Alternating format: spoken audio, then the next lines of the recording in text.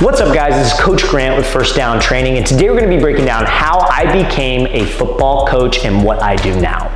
Now we're going to talk about how I got started coaching for a team, more specifically a high school team, the school that I went to as a player, and then we're going to get into later on in this video how I started First Down Training and how I do what we do now with our camps, with the content we post on social media and all that good stuff. So I would say like my coaching like journey, or the start of the coaching journey that I had, was kind of a unique one. I remember I was a freshman in college when I first started coaching, and I was just going to the weight room at the high school that I went to because it was free. Wasn't paying for a gym membership, and I wanted to go there just to work out to help prep me for the next football season.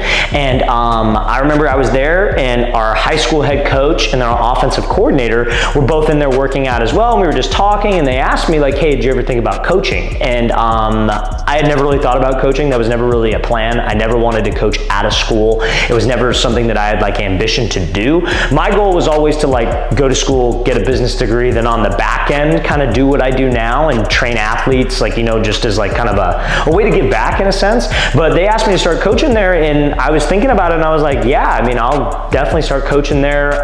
When I was in college, it wasn't really like an ambition of mine, but I was like, yeah, sure, why not? So I became the varsity safeties coach because the receiver coaches were already filled. They didn't have any openings at the receiver position. So I was a safeties coach for about 2 weeks. They tell me that it was because our offense needed more help, but I think it was because I wasn't that good of a safeties coach because I'm not a defensive guy. But it was through spring ball I made the transition to being a receiver coach at the high school that I went to. I was a varsity receivers coach, and on the side I was, you know, training different athletes that were going to be coming to that high school that year. So the high school was Los Alamitos High School in Los Alamitos, California, which is Southern California, which is maybe like, you know, an hour south of like Los Angeles, if that gives you guys a better idea of it. Kind of in Orange County, if you're familiar with that. But so spring ball, started coaching athletes. Very, very different because, again, I was a freshman in college at the time. So a lot of the athletes that were on the team were guys that I played with and guys that I knew. So it was kind of tough because you had to make like almost a separation of yourself with the players, where like those are guys that you're friends with and you're hanging out with on the weekends, but now you're in like a leadership position and you're telling them what to do. So I think the biggest lesson that I learned, and this is what helps me be a better coach today, was you have to be able to explain the reason why behind certain coaching points. And I wouldn't take back coaching for a school because it taught me that. Because I think a lot of times, you know, you're a young guy. I think it was like 18 or 19 at the time. Like there were guys on the team that were 18 years old. They were my age because they've been held back or whatever it was. Maybe there's naturally older.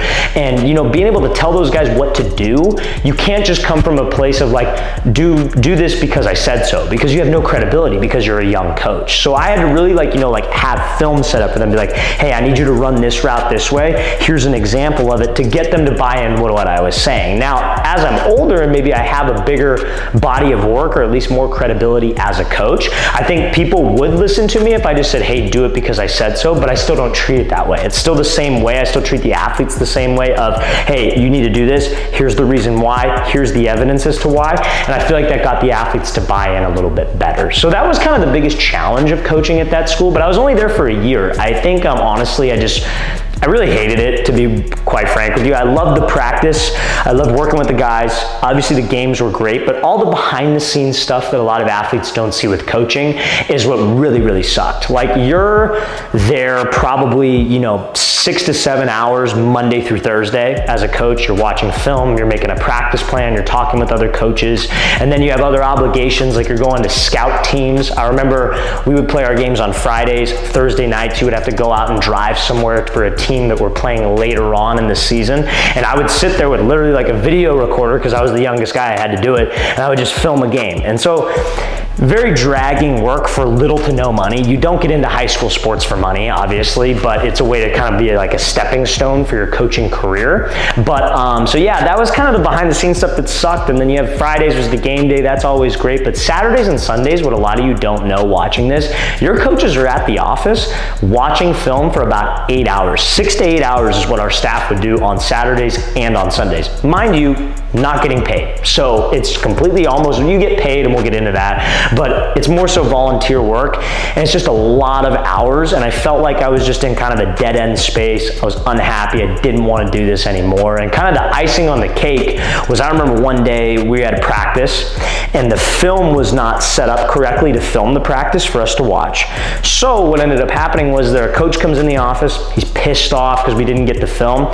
He takes a gallon water jug and punts it across the entire coach's office, misses my head by about this much, hits a glass like poster on the wall, and the glass goes everywhere, and then he comes back the next day like nothing happened. No apology, no nothing, just on to the next day at practice. So that's when I started thinking like, hey, okay, I'm probably done with this. And that was like maybe 3 weeks to go in the season. So at the end of the season, what ended up happening is that I go get paid. You get paid, like, I'll be honest with you guys, like for the whole season, I think it was like $5,000. So when you factor in like you're putting in 30, 40 hour weeks and you're only getting paid $5,000, like you do the math, like that's like, you know, that's not very much so below minimum wage. But at the end of the day, you're entitled to that money. So I show up, I'm trying to get paid. They don't have the money for me. So I'm getting pissed off because it's like, hey, I need to get paid. I haven't quit yet, so I'm still technically on staff. And they're like, oh, we'll get you next week. Oh, we'll get you next week. And so it was like 2-3 weeks where I hadn't been paid. So I had gotten into a little bit of an argument with the athletic director and a little bit of an argument with the school district. And so I was technically fired. But again, you know, everybody says that when they're fired, like, oh, I was going to quit anyways. But I was going to quit anyways.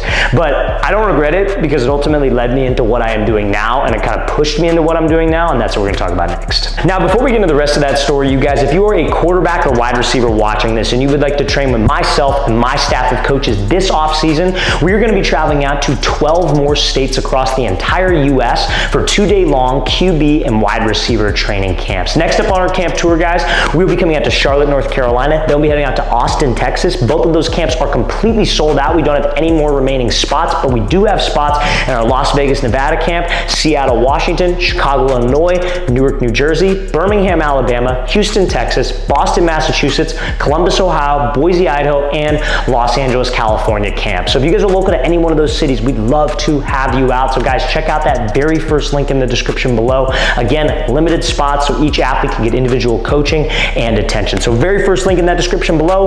Let's get back to this video. Now, like I said, guys, I don't completely regret that entire situation, coaching for a school. I know some of you might think, well, it just sounds like you were in a bad situation. You might like coaching for a school, but I truly love what I do now as far as like training athletes, the camps that we do, making content on social media. So I don't regret any of that because it kind of pushed me into what I was doing. Like I told y'all, I was doing like training on the side. I maybe had like 10 to 12 guys that were all planning on going to that Los Alamitos high school the next year. So they had actually told me you have to stop training those players because that's a conflict of interest, right? So the nice part about getting fired was that I could keep training those players, right?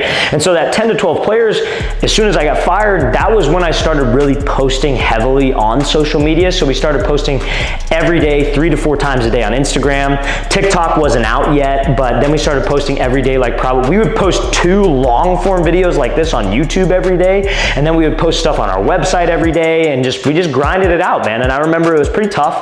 I think in the very beginning, like I remember my very first video ever on Instagram, there's like some 12-year-old kid being like, you don't know what you're talking about, like you suck, you this, you that. And so like that's obviously like, you know, that's what you're most afraid of when you post stuff on social media the first time, is like people saying stuff like that. So getting that out of the way was nice, but it also sucked at the same time. But I remember we just kept at it and we kept posting video after video after video.